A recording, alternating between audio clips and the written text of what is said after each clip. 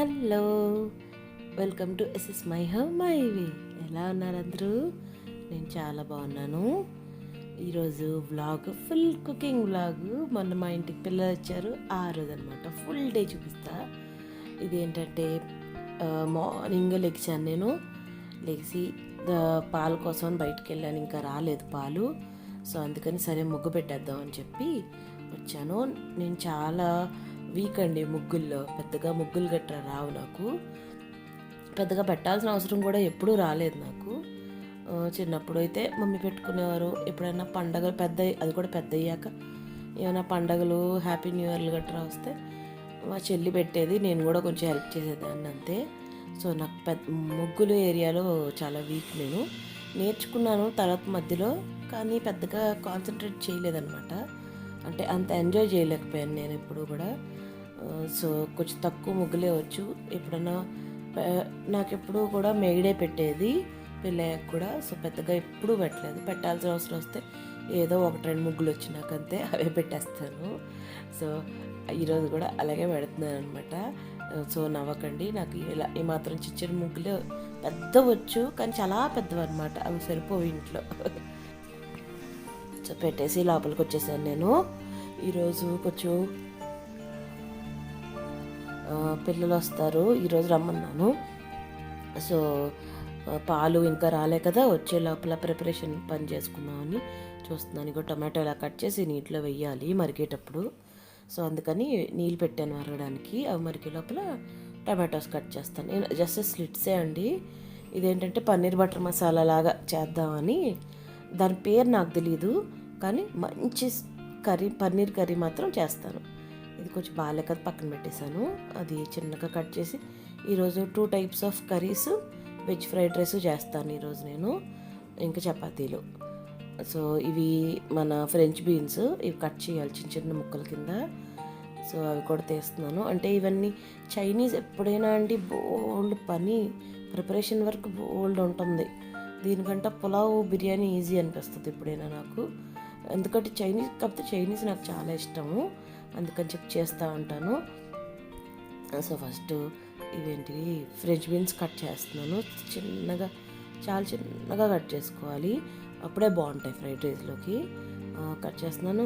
ఇవి నేను తర్వాత కూడా వెళ్ళి కూడా క్యారెట్లు అవి తెచ్చుకున్నాను కూడా, అయిపోయాయి. సో ఎప్పుడు కూడా ఫ్రైడ్ రైస్లో వేసే వెజిటబుల్స్ చిన్నగా కట్ చేసుకోవాలి. ఇంకా కట్ చేసేసాను నేను మొత్తం అన్నీని. ఇది చూసారా, బుజ్జివి చూపిస్తానండి, చేత్తో చూపిస్తాను మీకు. ఒక బౌల్లో వేసేసుకుందాం. ఇదిగో చూసారా, చిన్నవి బౌల్లో ఉన్నాయి కదా, బాగుంటాయి. ఇవి క్రంచీగా నోటికి తగులుతుంటేనే బాగుంటుంది ఫ్రైడ్ రైస్లో. సో నీళ్ళు మరుగుతున్నాయి కదా, ఇప్పుడు నేను అసలు ఘాట్లు పెట్టుకున్న టమాటోస్ ఉన్నాయి కదా, అవి వేసేసాను. ఒక్క 2-3 మినిట్స్ ఉంటే చాలండి, అంతకంటే ఎక్కువ అక్కర్లేదు.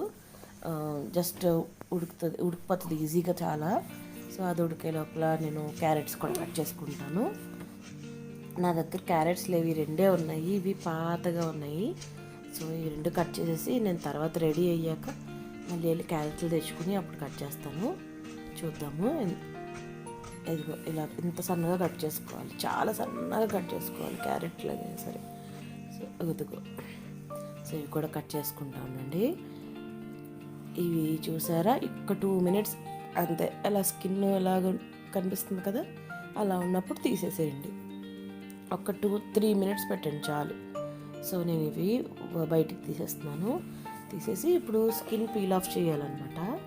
సో అది చేసేస్తాను నేను, ఎందుకంటే అది పీల్ ఆఫ్ చేసి మళ్ళీ ప్యూరీ చేయాలి. అది ఇదిగో చూడండి, చూపిస్తాను. టమాటా ఇది పడిపోతుంది బాగా, ఇదిగో ఇలాగా స్కిన్ ఊడిపోతుంది ఊరికనే.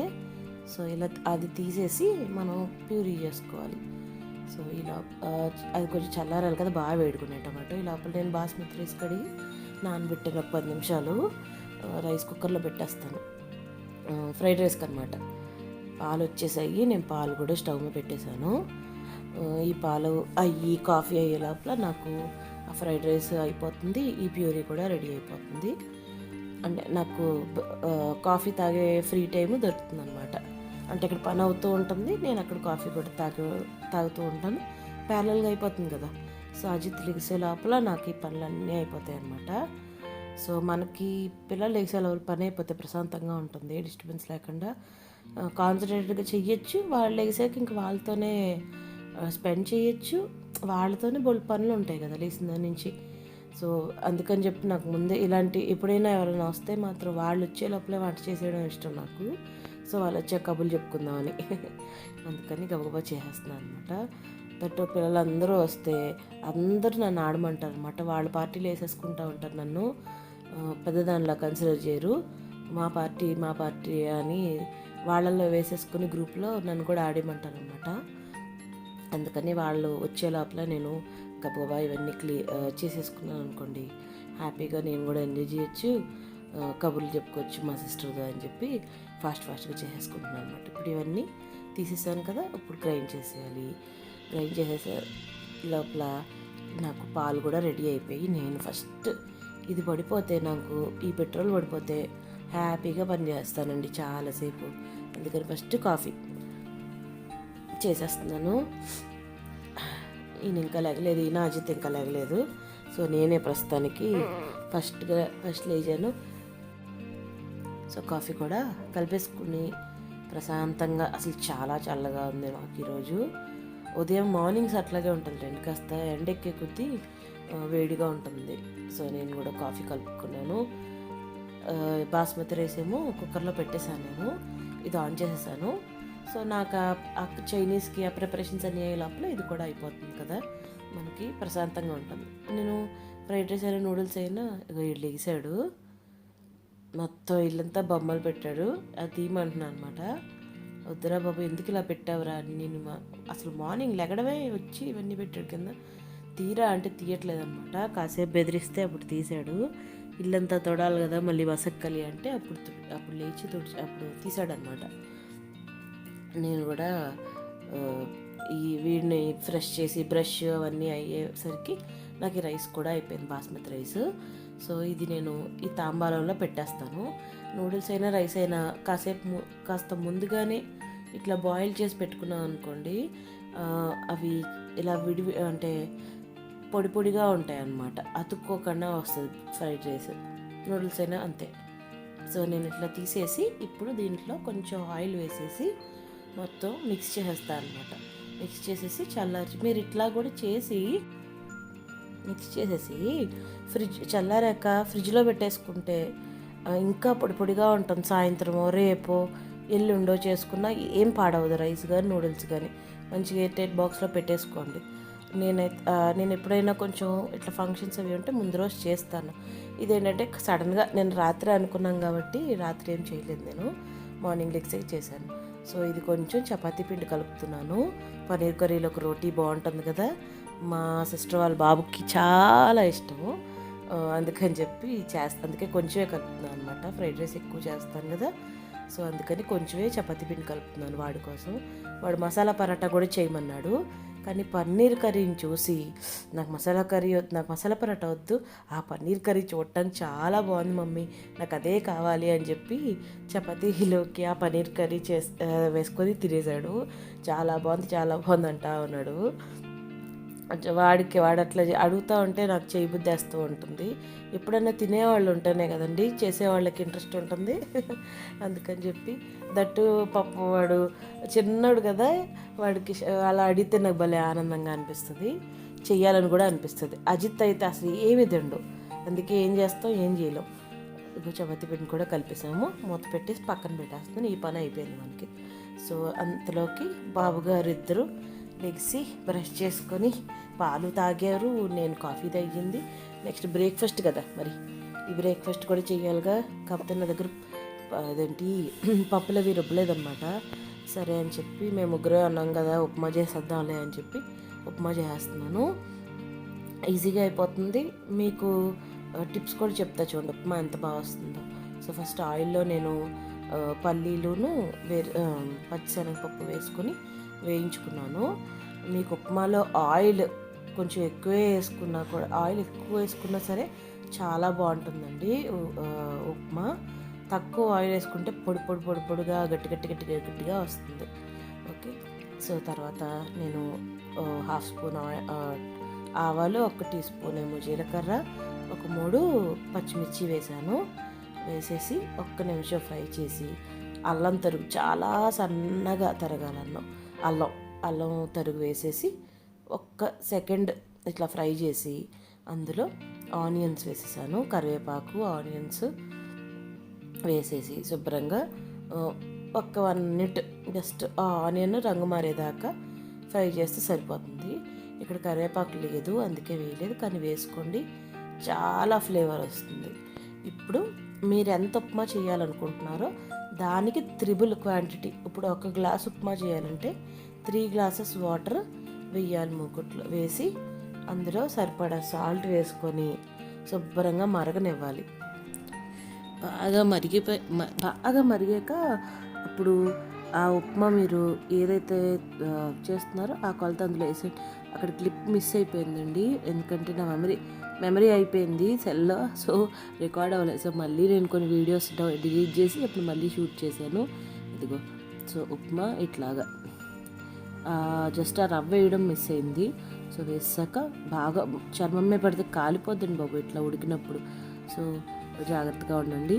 సో ఇలా ఉడుకుతున్నప్పుడు నేను వేయించిన పల్లీలు పప్పులు ఉన్నాయి కదా, అవి కూడా వేసేసాను. వేసేసి ఒక్కసారి కలిపేసి ఇప్పుడు 1 స్పూను నెయ్యి ఉంటే మీ దగ్గర నెయ్యి వేసుకోండి, లాస్ట్లో అనమాట ఈ స్టెప్. నెయ్యి వేసేసుకొని తిప్పేసి ఇగో 1-2 మినిట్స్ స్విచ్ ఆఫ్ చేసి మూత పెట్టి ఉంచండి. అప్పుడు ఎంత బాగా విడుతుందో చూడండి. ఇదిగో చూసారా ఎంత బాగా విడిందో తెలుస్తుందా మీకు? రవ్వ ఎలా ఉడికిందో మంచిగా, అంత బాగుంటుంది, మెత్తగా ఉంటుంది, హోటల్ స్టైల్లో ఉంటుంది, చాలా బాగుంటుంది ఉప్మా. ఎప్పుడు ఇలా చేసుకోండి. ఇంకా చూసారా గ్రెయిన్ ఎంత బాగా తెలుస్తుందో మీకు, రవ్వ తెలుస్తుందా, అంత బాగుంటుంది. సో ఇది నాకు ఈయనకి అనమాట ఉప్మా చేశాను. అజిత్కి పెసరట్టు వేసేసాను. అదైతే వాడంతటి వాడు తినేస్తాడు కదా, నేను పెట్టక్కర్లేదు, పక్కన కూర్చుని ఉప్మా అయితే పెట్టాలి. సో వాడు తింటుంటే నా పని నేను చేసేసుకోవచ్చు కదా, అందుకని చెప్పి వాడికి నిన్న పెసరట్లు వేసా కదా, నా మిగిలిన పెట్టి ఫ్రిడ్జ్లో పెట్టానుగా అజిత్కి, సో అది వాడికి వేస్తున్నాను అనమాట. ఇదిగో ఇట్లా స్ప్రెడ్ చేయడం నాకు ఎంత ఇష్టమో అండి, భలే ఉంటుంది. నేను చేసినప్పుడు ఎంత ఎంజాయ్ చేస్తానో, మీకు ఇవి చెప్తున్నప్పుడు నేను ఇది చూస్తూ ఉంటాను కదా, ఇది చూస్తున్నప్పుడు కూడా నాకు అంతే హ్యాపీగా అనిపిస్తూ ఉంటుంది. భలే స్ప్రెడ్ అయింది నీట్గా, ఈవెన్గా అనిపిస్తూ ఉంటుంది నాకు కూడా. అది నేను ఆవు నెయ్యి వాడుతూ ఉంటాను వింటర్లో అజిత్కి, అంటే మంచిది కదా, కొంచెం వేడిగా ఉంటుంది కదా శరీరం కూడా, అందుకని. సో నెయ్యి వేసేసి అటు ఇటు వేయిస్తున్నాను. చూసారా నాన్ స్టిక్ లాగా ఎట్లా వచ్చేస్తుందో చూసారండి, అగో ఎంత బాగా వచ్చేస్తుందో పెనం. అది చేత్తోనే తిప్పేయచ్చేమో, అట్లా అయిపోయింది. ఇంకో చూసారా ఏదో ఒక క్లాత్ తిరగేస్తున్నట్టు, పేపర్ తిరగేస్తున్నట్టు ఉంది. సో 2 వైపులా కొంచెం వేయించేసి తీసేయడమే. జీలకర్ర ఒకటే వేస్తాను. అజిత్ ఉల్లిపాయ తినట్లేదు, చిన్నప్పుడు బాగా తినేవాడండి ఉల్లిపాయ, ఇప్పుడు అసలు తింటలే.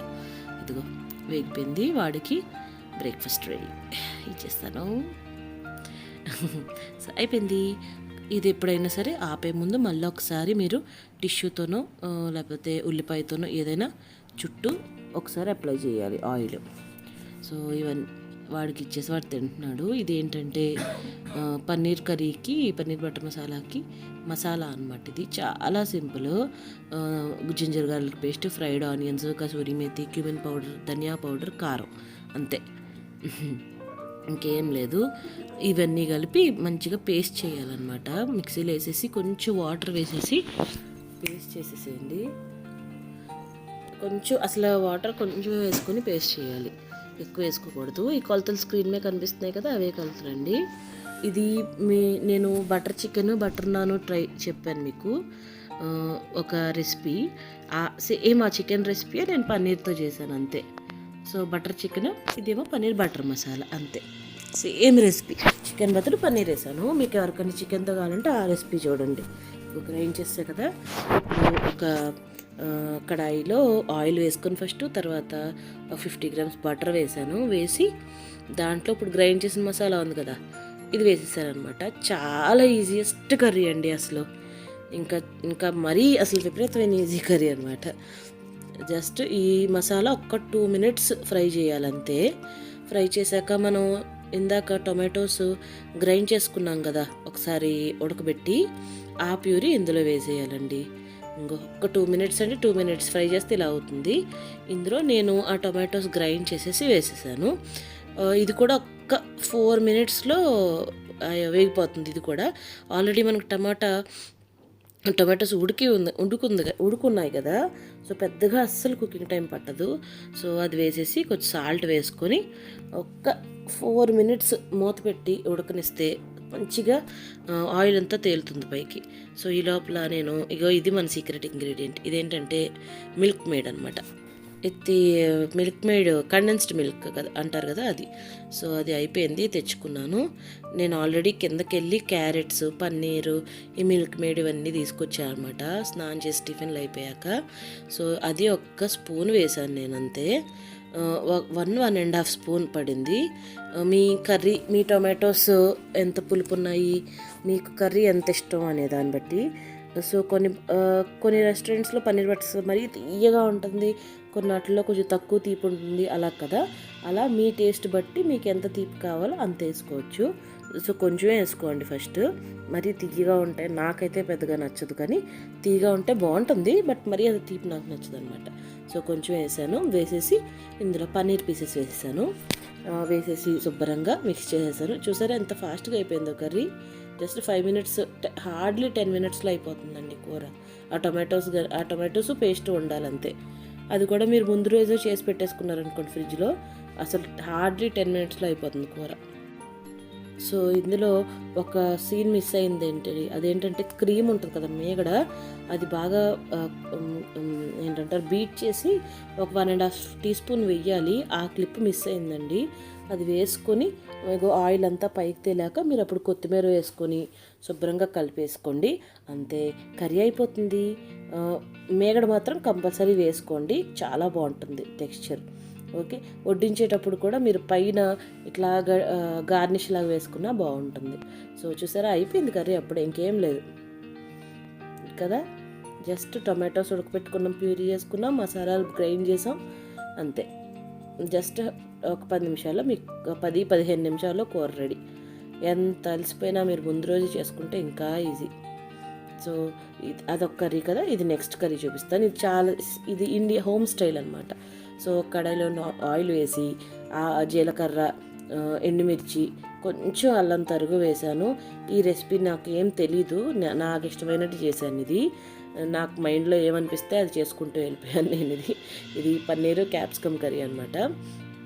సో అల్లం తరుగు, ఎండుమిర్చి వేశాను. కొంచెం ఎండుమిర్చి వేగేదాకా చూశాను నేను, అంతే. తర్వాత కొత్తిమీర కూడా తాలింపులో వేసేసాను. ఫ్లేవర్ బాగుంటుందండి, కొత్తిమీర పుదీనా తాలింపుల్లో వేసుకోండి, బాగుంటుంది.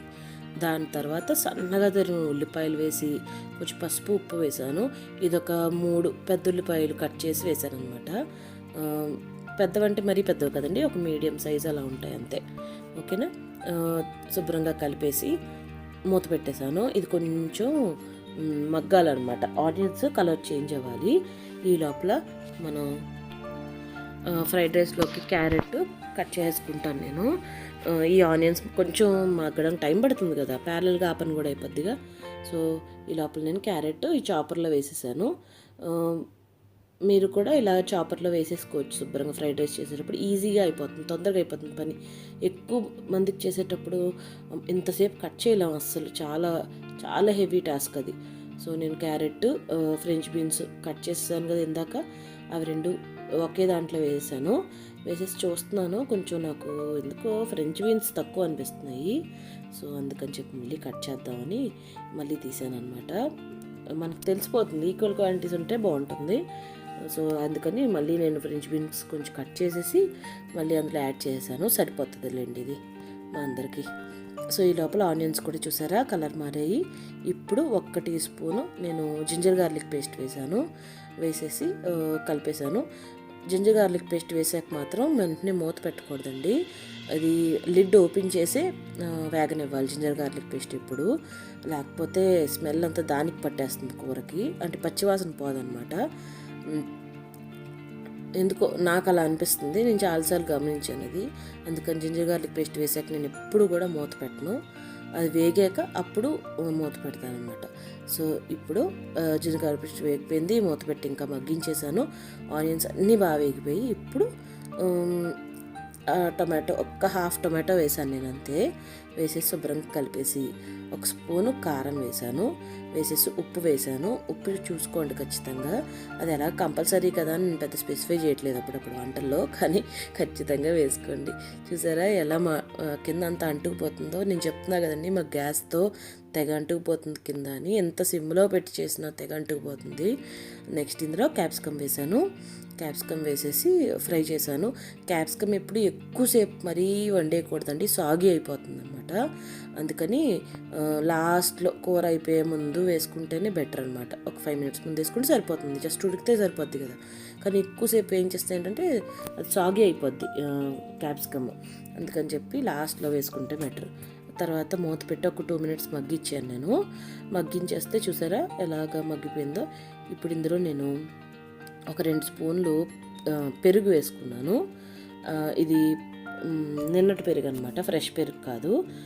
ఎందుకు చెప్తున్నా అంటే ఫ్రెష్ పెరుగు అంటే కమ్మగా ఉంటుంది కదా. ఈ చలికాలానికి నిన్నటిదైనా ఈ రోజైనా ఒకలాగే ఉంటుందండి, పెద్ద అస్సలు పొలవట్లేదు మాకు పెరుగు. సో అది కొంచెం మంచిగా బీట్ మాత్రం చెయ్యండి. బీట్ చేయకుండా వేస్తే బాగోదు కర్రీస్లో, కర్డల్ అయిపోయినట్టు ఉంటుంది కర్రీ.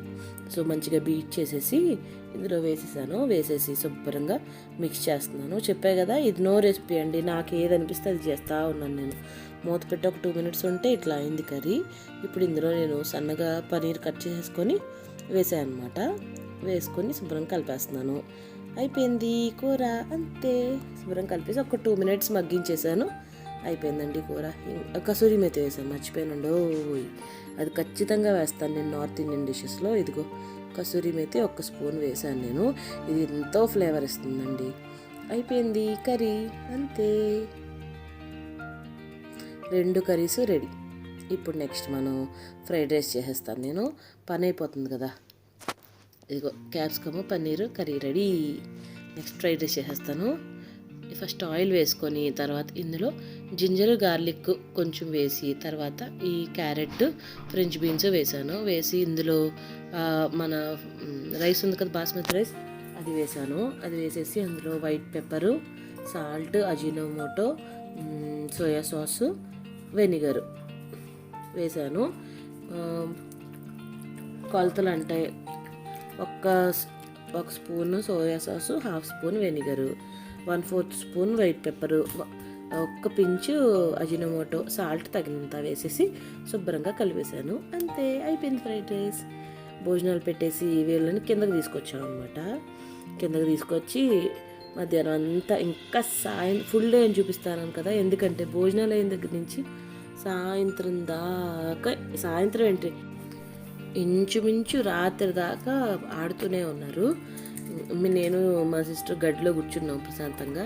వీళ్ళు ఆడుతూనే ఉన్నారు.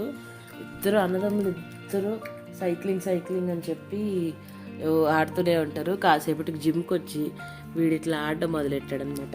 ఏదో ఒకటి వాళ్ళు టైం పాస్ చేసుకోవడం బాగుంటుంది కదా. మేమిద్దరం కూడా ఇలా కబుర్లు చెప్పుకుంటూ ఉన్నాము. చెప్పాం కదా, ఈ వీక్ అంతా ఇదే పని మాకు. కబుర్లు, సీరియళ్ళు, మూవీస్ ఇవే పనికొచ్చినాయి. సో ఇక్కడ అయిపోయాక ఈ పార్క్ అయిపోయాక మళ్ళీ ఆ పార్క్ అయిపోయాక ఈ పార్క్ అన్నట్టు ఆడుకున్నారు. సో అక్కడి నుంచి ఇది మాకు ఇంకొక పార్క్ అనమాట. ఇది బాగుంటుంది. సో ఇక్కడే ఆడుకున్నారు. ఇంకా మేము కూడా ఇక్కడే కూర్చుని కబుర్లు చెప్తూ ఉన్నాము. ఇదంతా ఇలా చుట్టూ ఇట్లా చాలా బాగుంటుంది. రండి, మీకు భలే పూలు చూపిస్తాను. భలే ఉంటాయి ఇవి. ఆ కలర్ చాలా బాగుంటుంది, లావెండర్ కలర్. చిన్నప్పుడు ఈ లావెండర్ ఇవేం తెలిసేవి కాదు, అన్నీ ఒకటే వైలెట్ అనేవాళ్ళం. తర్వాత పర్పుల్ అని, లావెండర్ అని రకరకాల పేర్లు తెలిసినాయి. కానీ సో ఈ పువ్వులు భలే ఉంటాయి. అసలు దూరం నుంచి వస్తే చాలా బాగుంటుంది అనమాట. కలర్గా అంటే కలర్ఫుల్గా ఉంటుంది. మా చిన్నప్పుడు డిసెంబర్ పూలు అనేవారు. ఆ కలర్ కూడా ఇలాగే ఉండే. ఆ పూలు కూడా ఈ కలరే ఉండేవి. అవి కూడా భలే ఉండేవి అసలు మాకు చిన్నప్పుడు. అవే గుర్తొచ్చాయి ఈ పూలు చూస్తే నాకు, ఆ కలర్ చూస్తే. సో ఇలా ఆడుకున్నారు అన్నమాట పిల్లలందరూ. మేము కూడా ఇలా ఎంజాయ్ చేసాము. సో ఈరోజు ఈ వ్లాగ్ ఇంతట్లా ఎంజాయ్ చేస్తున్నానండి. ఉంటాను. Like, share and subscribe. Bye.